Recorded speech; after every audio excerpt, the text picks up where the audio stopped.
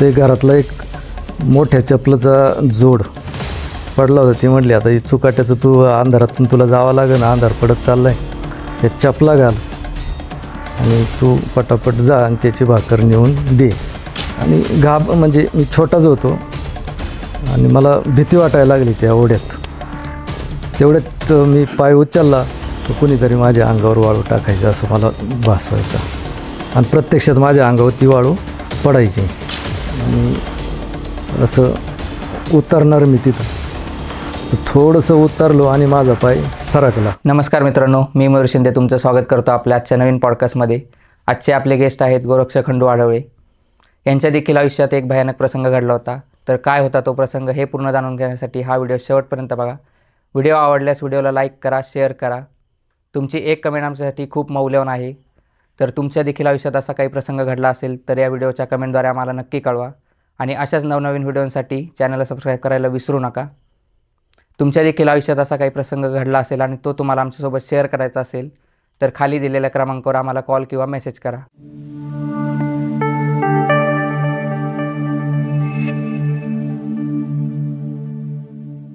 तर सर्वप्रथम मी तुमचं स्वागत करतो आपल्या आजच्या पॉडकास्टमध्ये. असा कोणता प्रसंग आहे जो तुम्हाला आमच्या ऑडियन्ससोबत शेअर करायचा आहे? मी गोरक्ष खंडू आढळळे, राजुरी. मी माझ्या जीवनातील लहानपणी जो अनुभव मला आला तो तुम्हाला मी आता शेअर करीत आहे. 1980 सालचा तो कालावधी असेल. मी काहीतरी 5वी-6वीला होतो. तर त्यावेळी आम्ही डोबीमाळ्यात राहायचं. त्या डोबीमाळ्यात आमची बरीचशी घरं अशी एकत्र असायची. एक 8-10 घरं अशी घरं लागून असायची शेजारी शेजारी. आणि आमचे गुरांचे गोठे, बकरांचा वाडा, शेळ्यांचा वाडा, बैलांचा गोठा, असे ते गोठे आमचे 200 फुटाच्या अंतरावर ते आमचे गोठे असायचे. तर बरीच मंडळी, कुणी गुरं सांभाळायला जायचं, कुणी बैलं हाकायला जायचं, कुणी मेंढरं म्हणजे बकरं असायची ते बकरं घेऊन सांभाळायला जायचं. दिवसभर सगळी लोकं बाहेर असायची आणि संध्याकाळी सगळी लोकं त्या गुरांच्या गोठ्यावर यायची, वाड्यावर यायची. आणि तिथं संध्याकाळी सगळी लोकं जमल्यानंतर त्यांच्या गप्पा चालायच्या. ह्या बऱ्याचशा गप्पा ह्या भूताविषयी असायच्या आणि सगळ्या प्रकारची लोकं असायची. 50, 60, 70 वयापर्यंत, काही 30-40 वयाची लोकं असायची. 8-10 लोकं त्यांचं काम उरकून ते तिथं बसायची. आणि भूताविषयी त्यावेळी बाकीचे विषय कमी असायचे आणि भूताचेच विषय जास्त असायचे. त्यावेळी ते सांगितलं जायचं का अमक्या ठिकाणी भूत होतं. आमची एक मोठा आंबा आणि त्या आंब्याखाली एक विहीर असायची. म्हणजे मोठ्या आंब्याची विहीर आम्ही त्यावेळी त्याला विहिरीला म्हणायचं. तर तिथं बरीचशी भूतं येऊन त्या विहिरीच्या काठावर बसायची, गप्पा मारायची. आणि कुणी पाहिलं का ते अचानक गायब व्हायचे. असे बरेच किस्से सांगितले जायचं. ओढा असायचा, त्या ओढ्याने हाडळ जाते, खैस जातो, मावल्या पंते घेऊन जातात, ओढ्याने प्रकाश पडत जातो, ते टेंबे ओढ्याने फिरवले जातात. म्हणजे हे सगळा भूताचा प्रकार असायचा असं त्यावेळी सांगितलं जायचं. म्हणजे आमच्यावर असं त्या काळात भूत असतंच असा कंप्लीट पगडा असायचा. म्हणजे त्या लोकांच्या किस्स्यामुळं आम्हाला तो पगडा वाटायचा. त्याच्यानंतर काही दिवसांनी असं झालं, आम्ही डोबीत राहत असायचं आणि इथं आमचे गुरांचा मांडव, खळं असायचं. मग आमची नेहमी ये जा असायची. 1.5 ते 2 किलोमीटर ते अंतर असायचं. आणि दिवसभर इथं शेतात काम करायचं, संध्याकाळी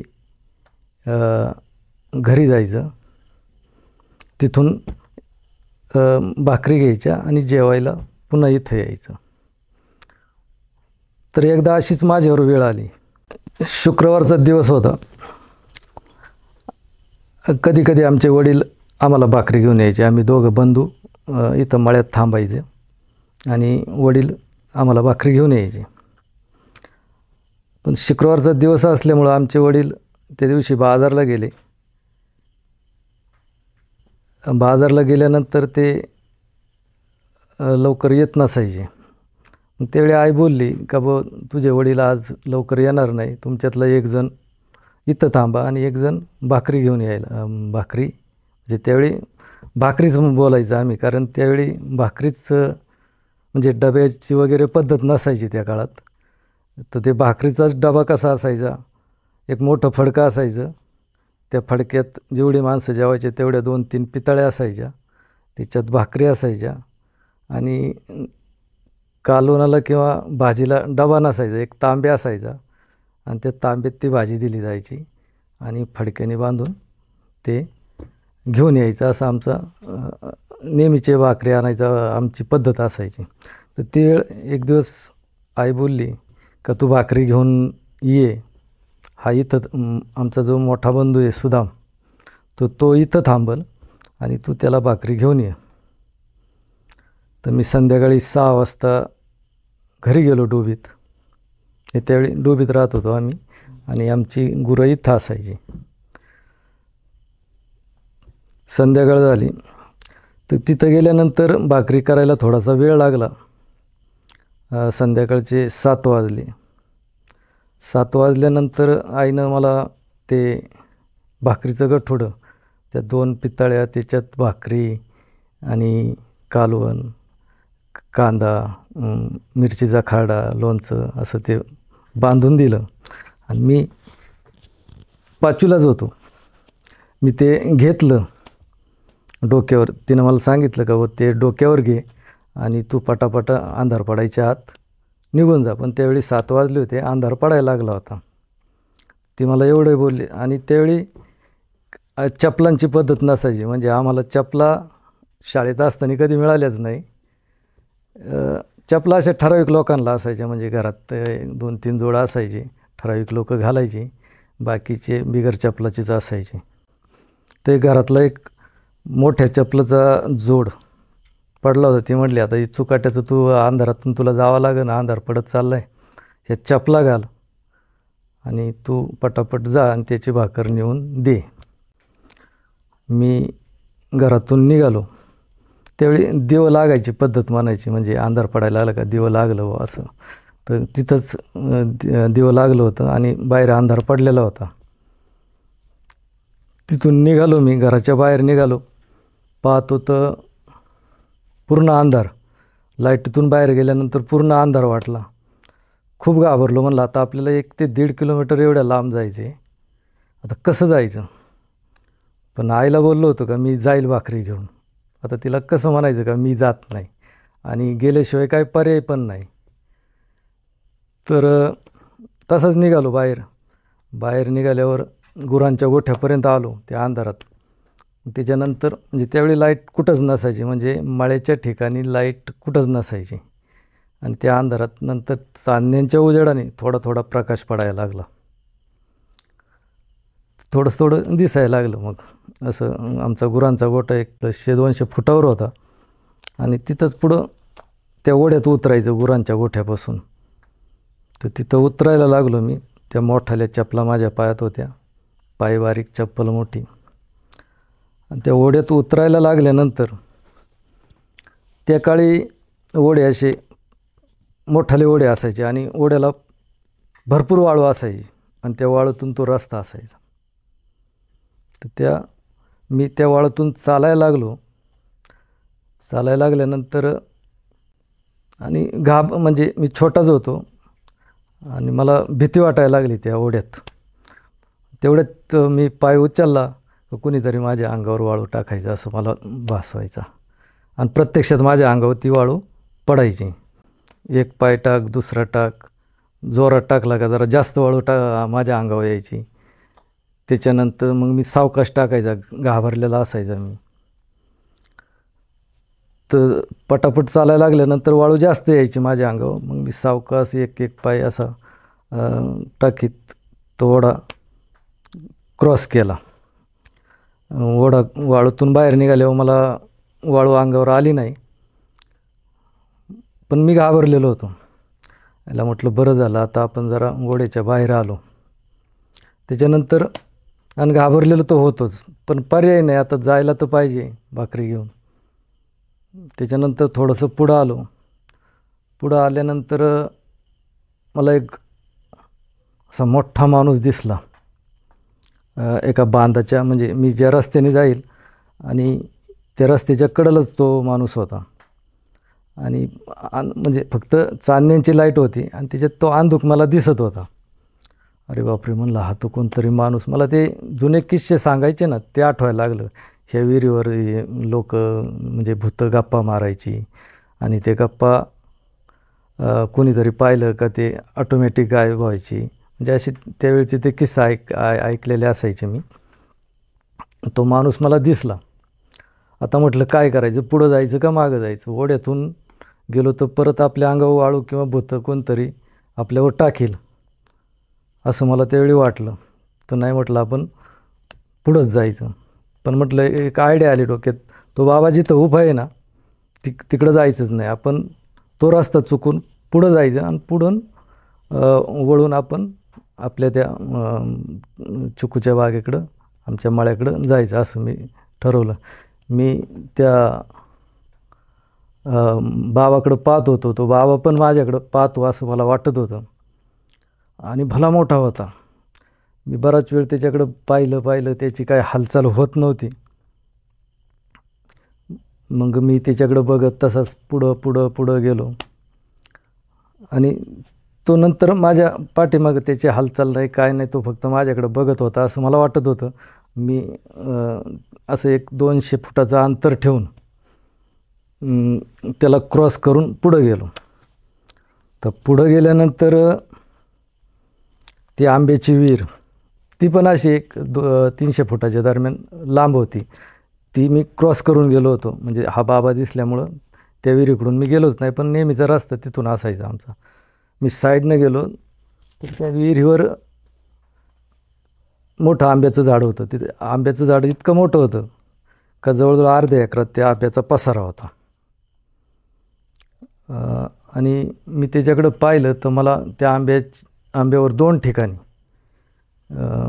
टेंबे पेटवलेले दिसले त्या आंब्यावरती आणि अशी माणसांची कुजबूज ऐकायला आली तिथं. पण ते काय बोलत होते मला काही कळत नव्हतं. मी त्या आंब्याकडं पाहिलं, म्हटलं इथं पण भूतं आहेतच. मागं वाळू अंगावर टाकीत होती. त्याच्यानंतर तो एक बाबा दिसला, त्याला चुकून मी पुढं आलो. पुढं त्या आंब्याजवळ म्हणजे आंब्याच्या लांबच होतो मी, पण तो त्या आंब्याकडं पाहिलं तर त्याच्यावर असे टेंबे पेटवलेले आणि 2-3 माणसं अशी माकडासारखी मला ते दिसली. खूप घाबरलो मी. आता म्हटलं काय करायचं, मागं जायचं का पुढं जायचं? पण पुढं अंतर जरा कमी राहिलं होतं. म्हटलं पुढंच जाऊया. घाबरलेलो होतो, काय करावं काही सुधरत नव्हतं. पण एक पाऊल टाकीत मी पुढं चाललो आणि त्या आंब्यावरचा उजेड तो तसाच मला दिसत होता. मी तसाच पुढं गेलो. पुढं गेल्यानंतर पुन्हा एक ओढा लागत होता आणि तिथं देवाचं ठाण आहे, म्हणजे वाघोबा म्हणतो आम्ही. आणि तिथं त्या वाघोबाजवळ एक आंबा आहे. तर त्या आंब्याखालून आमचा नेहमीचा रस्ता असायचा. असा उतरता रस्ता असायचा, दोन्ही बाजूनी काय. आणि त्यावेळी मोठाले रस्ते कुठंच, वडा जर सोडला ना तर मोठा रस्ता कुठंच नाही, फक्त पाऊलवाटा असायच्या. आणि त्या पाऊलवाटानेच आम्ही जाये करायचं. तर तिथं उतरायला लागलो, दोन्ही बाजूनी घायपतं. पूर्ण घाबरलेलो होतो. ते गठुडं माझं डोक्यावर असं धरलेलं, भाकरीचं गठुडं. मी चाललो तिथं आणि त्या आंब्याखालून रस्ता असल्यामुळं जे थोडं चांदणं पडलं होतं म्हणजे दिसत होतं, तर त्या आंब्याखाली गेल्यावर मला पूर्ण दिसायचं बंद झालं. आणि मी त्या उताराने उतरायला लागलो, दोन्ही बाजूनी गायपतं. आणि असं उतरणार मी तिथं, तर थोडंसं उतरलो आणि माझा पाय सरकला आणि मी तिथं ते गठुडं घेऊन खाली पडलो. इतका घाबरलो, म्हटलं आता काय करायचं. म्हटलं नक्की भूताने आपल्याला हे मागं जे भूतं दिसली, आपल्याला जाळ दिसला, तो बाबा दिसला तिकडं मागं. म्हणलं याने आता आपल्याला इथं गाठवलं आणि आता आपल्या ते बोकांडी बसणार किंवा घेऊन जाणार असं मला त्यावेळी वाटलं. मी जसा पडलो तसंच पडून राहिलो. मी इकडं तिकडं असं पडल्या पडल्या पाहत होतो. मला कोणीच काही दिसत नव्हतं, फक्त रातकिड्याचा किर आवाज येत होता. बाकी काही कुठं काही दिसलं नाही, काही नाही. आणि पूर्ण त्या आंब्याखाली पूर्ण अंधारच होता, मला काही बाहेरचं दिसतही नव्हतं. तर तसंच पडून राहिलो. त्याच्यानंतर म्हटलं ते भाकरीचं गठुडंसुद्धा मी विसरलो. पण मला नंतर 1-2 मिनटात कळलं का आपण भाकर घेऊन चाललो आहे, आपल्याला ती भाकर घेऊन गेलं पाहिजे. तर ते भाकरीचं गठुडं मी बघितलं तर त्याच्यातलं ते कालून वगैरे सांडलेलं, ते पूर्ण गठुडं ओलं झालेलं.